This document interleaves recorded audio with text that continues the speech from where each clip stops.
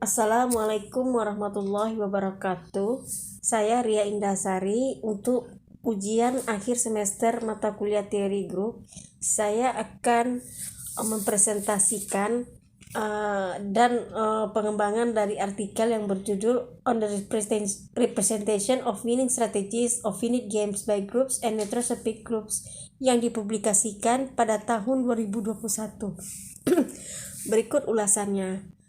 Jadi ada permainan antara pemain A dan pemain B, di mana strategi pemain A dapat diwakili oleh netrosopik subgroup dan grup netrosopik, dan setiap strategi pemenang dari pemain kedua B yaitu dapat diwakili oleh grup abelian dasar atau grup klasik. Jadi misalnya G dengan operasi bintang adalah sebuah grup. Kemudian kelompok netrosopik dihasilkan oleh G dan I. I ini adalah disebut unsur tak tentu atau unsur netrosopik dengan sifat I kuadrat sama dengan I. Netrosopik group atau dinotasikan dengan NG adalah hasil dari union dari G dan GI. Jadi NG adalah himpunan dari X1, X2, sampai X1I, X2I, dan seterusnya, di mana XI adalah bagian dari elemen dari G. Misalkan NG grup netrosopik, maka subgrup netrosopik adalah subset dari NG. Netrosopik subgrup bukanlah sebuah grup tapi memuat grup. Suatu grup abelian G disebut abelian elementer jika isomorfik ke Zn kali Zn untuk bilangan bulan positif n.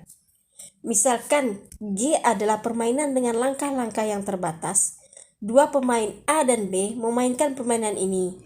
Mereka membuat langkah mereka secara bergantian, yaitu pilihan mereka dari sekumpulan objek yang terbatas, yaitu S, di mana merupakan himpunan X1 sampai Xn. Jika kita mencapai posisi di mana A tidak dapat memilih objek apapun, maka B adalah pemenangnya. Dan sebaliknya, jika B tidak dapat memilih apapun, maka A adalah pemenangnya. Tanpa mempengaruhi keumuman, kita dapat mengandaikan bahwa dua pilihan bergantian pemain dapat direalisasikan seperti tabel berikut ini. Langkah I selesai jika kedua pemain dapat memilih objek tanpa kalah. Untuk setiap langkah lengkap, kita dapat mempresentasikannya dengan pemetaan bijektif, yaitu S ke S, yang mana permutasi tujuan yang dipilih dalam langkah ini memperbaiki sisa tujuan yang tidak dipilih, yaitu jika pemain A memilih elemen XI dan B memilih XJ, maka kita nyatakan langkah lengkap ini dengan pemetaan S ke S dengan Fxi sama dengan Xj, dan Fxj sama dengan Xi, dan Fxt sama dengan Xt untuk setiap T tidak sama dengan I dan J. Kita dapat menggunakan simbol aljabar seperti berikut itu. Misalkan Fi adalah representasi dari langkah lengkap I, maka Fi kuadrat sama dengan I untuk orde 2, di mana I adalah pemetaan identitas IS. Buktinya adalah seperti berikut. Fi komposisi Fixi sama dengan Fixj sama dengan Xi. Posisi awal permainan direpresentasikan dengan I atau pemetaan identitas. Setiap strategi kemenangan pemain kedua B dapat diwakili oleh grup dengan tipe Z2 pangkat K sama dengan Z2 kali Z2. Bukti, jika B memiliki strategi kemenangan, maka kita akan mencapai posisi yang dapat dipilih oleh B dan pemain A tidak bisa, seperti berikut. Diasumsikan jumlah langkah adalah K dan semua langkah selesai, dan representasi setiap langkah merupakan pemetaan bijektif dengan orde 2, sehingga grup yang dibangkitkan oleh semua representasi adalah Z2 pangkat K. Grup sebelumnya disebut dengan representasi strategi. Jika kita mencapai posisi di mana A dan dapat memilih dan B tidak, kita mempresentasikannya dengan pemetaan tak tentu J, yang artinya A bisa memilih objek dan B tidak. Dengan keterangan, pemetaan tak tentu J memiliki sifat J kuadrat sama dengan J. Yang kita maksud dengan sifat ini adalah jika kita mencapai posisi penang dari pemain A, maka posisi selanjutnya sama. Setiap strategi kemenangan pemain A dapat diwakili oleh subgrup netrosopik dengan tipe Z2 pangkat K union J.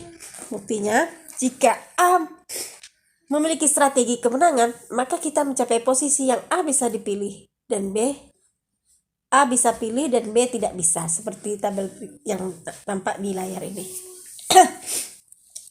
Kita berasumsi bahwa jumlah langkahnya adalah K tambah 1. Kita menyatakan bahwa semua langkah sudah selesai kecuali langkah terakhir. Grup dihasilkan oleh semua langkah kecuali yang terakhir adalah Z2 pangkat K.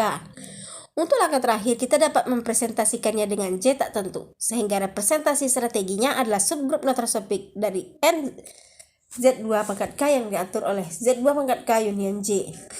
Hasilnya, jika A adalah pemenangnya, maka representasi strateginya adalah grup netrosopik. Dan jika B adalah pemenangnya, maka representasi strateginya adalah kelompok klasik. A. Jika pemain B memiliki strategi kemenangan, maka strategi kemenangan dengan orde grup representasi minimum disebut strategi sempurna dari B. Kemudian poin B. Jika pemain A memiliki strategi kemenangan, maka strategi kemenangannya dengan orde grup representasi minimum disebut strategi sempurna dari A. Jika H, K adalah dua permainan berhingga, maka kita nyatakan bahwa H relatif aljabar atau HARK. Jika ada strategi sempurna dari pemain A di kedua game dengan representasi grup netrosopik yang sama, atau strategi yang sempurna dari pemain B di kedua permainan dengan grup representasi yang sama, keterangannya yaitu arti penting dari permainan relatif aljabar adalah bahwa mereka memiliki kemenangan strategi dengan jumlah langkah yang sama. Contohnya adalah misalkan kita memiliki dua pemain A dan B yang mereka mainkan permainan wide off dengan 3,2 sebagai posisi awal. A tidak membutuhkan 2 langkah untuk menang. Maksudnya A setidaknya membutuhkan 2 langkah untuk menang. Kita dapat memperjelasnya seperti tabel yang tampak di layar. Representasi subgrup netrosopik adalah Z2 union J. Misalkan pemain yang sama memainkan him game 4. Posisi awal adalah 2, 4, 5, 10. A memiliki strategi sempurna yaitu A 2 yang seperti tertera pada tabel. Representasi subgrup netrosopik adalah Z2 union J, sehingga dua permainan sebelumnya adalah relatif aljabar. Jadi dalam penelitian ini memperkenalkan representasi strategi kemenangan permainan bolak-balik terbatas oleh grup dan grup netrosopik, juga memperkenalkan gagasan tentang aljabar permainan relatif. Ide pengembangan. Jadi dari jurnal tadi, idenya untuk membuat strategi kemenangan permainan pada grup hingga non-abelian. Berdasarkan jurnal dari Babin Kotsva, yaitu untuk membuat dua permainan yang dimainkan dalam kelompok terbatas, mereka menganalisis permainan ini dalam beberapa kasus khusus, terutama grup abelian dan grup dihedral. Misalkan G adalah grup hingga dan F subset dari G. Maka pemain pertama yaitu A memilih elemen XI dan B memilih elemen yang tak terpilih yaitu Y. Begitu seterusnya. Permainan berakhir ketika tidak ada lagi elemen yang dipilih. Jika elemen dari grup hasil adalah XI, YI pada orde ini adalah bagian dari F, maka A menang. Jika tidak, maka B yang menang. Misalkan G adalah grup abelian dengan orde ganjil, maka A memiliki strategi kemenangan jika dan hanya jika elemen identitas berada di F. Kemudian misalkan G adalah grup abelian dengan orde genap, maka jika G mempunyai grup yang isomorfik ke Z2 kali Z2, maka A memiliki strategi kemenangan jika dan hanya jika elemen identitas berada di F. Terus berdasarkan itu ide pengembangannya didapatlah teorema pertama, yaitu misalkan G adalah grup hingga non-abelian berorde genap. Jadi andaikan G adalah mempunyai satu elemen, misalnya A, dengan orde 2 berbentuk identitas yang berbeda. Jika F tidak memuat elemen A, maka pemain kedua yaitu B mempunyai strategi kemenangan. Bukti dari teorema tersebut, kita gambarkan strategi kemenangan B sebagai berikut. Jika A memilih elemen X, maka B harus memilih kebalikannya, yaitu X inverse. Jika A memilih A, maka B harus memilih identitas E. Jika A memilih E, maka B harus memilih A. Kita akan memperoleh posisi akhir dan grup hasil, yaitu X, X inverse sampai A, terus E, dan Y inverse, yaitu sama dengan A. Karena itu maka B akan menjadi pemenangnya. Contoh, misalkan H himpunannya adalah X1, X2 sampai X21 adalah grup non-abelian berorde 21 dengan elemen identitasnya X1 dan K sama dengan Z2, grup bilangan bulat modulo 2. Akan kita peroleh G sama dengan H kali K sebagai grup non-abelian berorde 42 hanya memiliki satu elemen berorde 2 berbeda dari identitas, di mana A adalah himpunan adalah X1, 1. Kemudian pertimbangkan subset F adalah X1, 0, X2, 1. Kita nyatakan bahwa A adalah X1, 1 adalah bukan bagian dari F.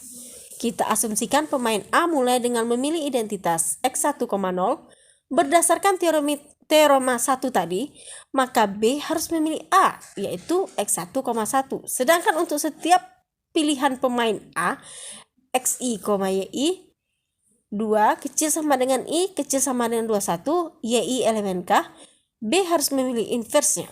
Ini jelas bahwa grup hasil dari elemen-elemen yang terpilih adalah sama dengan A, X1, 1. Dengan demikian, B adalah pemenangnya. Kemudian dari ide pengembangan berikutnya didapatkan teorema kedua, yaitu misalkan G adalah grup hingga non-abelian berorde genap. Anggap G hanya mempunyai satu elemen dengan orde 2. Misalnya A. Jika F memuat A, maka pemain A harus mempunyai strategi kemenangan. Bukti dari teorema tersebut, misalnya, strategi kemenangan pemain A digambarkan sebagai berikut. A memulai dengan memilih elemen A. Jika B memilih elemen X, maka A harus memilih inversnya, yaitu X inverse. Jika B memilih elemen identitas E sebelum posisi terakhir, maka A harus memilih sebarang elemen M. Jika B memilih sebuah elemen T yang tidak sama dengan M, maka A harus memilih T inverse. Jika B memilih M inverse, maka A harus memilih sebarang S, dan begitu seterusnya. Posisi akhir grup hasil dari elemen yang terpilih harus sama dengan A, dan A akan menjadi pemenangnya. Contohnya, misalnya H adalah himpunan X1 sampai X21 adalah grup non-abelian berorde 21 dengan elemen identitasnya X1. K sama dengan Z2, grup bilangan bulat modulo 2. Akan kita peroleh G sama dengan H kali K sebagai grup non-abelian berorde 42. Hanya memiliki satu elemen berorde 2 berbeda dari identitas, di mana A sama dengan X1, 1.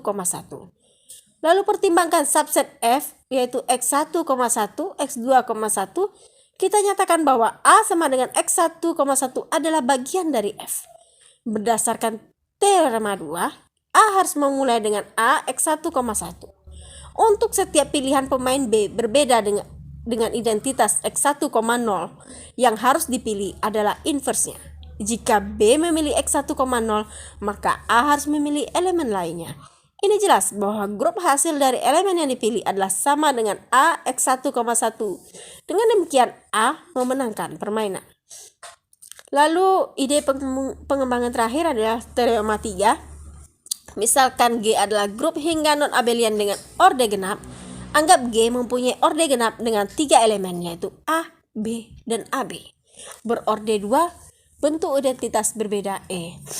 M sama dengan himpunan yang terdiri dari A, B, AB, dan E adalah subgrup isomorfik ke Z.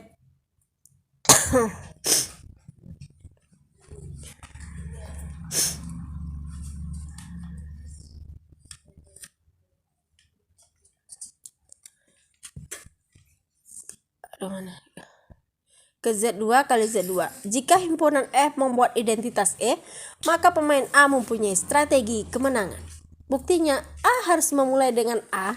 Jika B memilih elemen X yang tidak ada di M, maka A harus memilih inversnya, yaitu X inverse.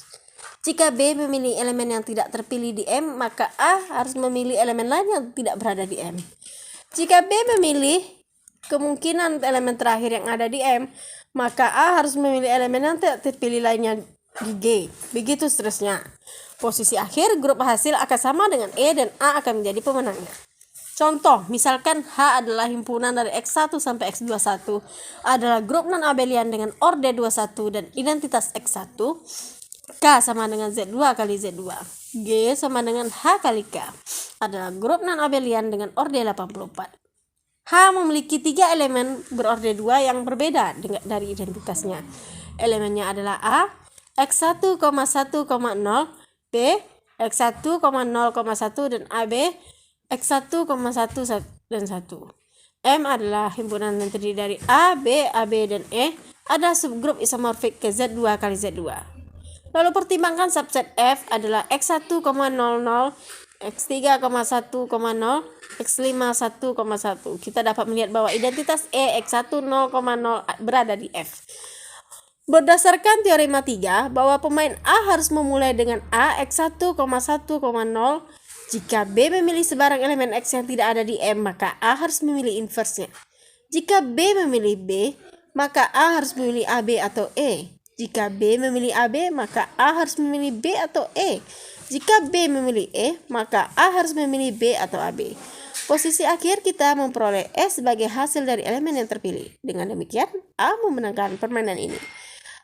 Begitulah kira-kira ulasan dan pengembangan dari jurnal yang saya sebutkan tadi. Referensi untuk pengembangan ini dari Babin Kotspa, dan itu saja sepertinya. Semoga presentasi saya ini bisa membuat nilai saya bagus ya Bu ya. Terima kasih Ibu atas pengajarannya selama ini. Semoga Universitas Riau jaya selalu. Wassalamualaikum warahmatullahi wabarakatuh.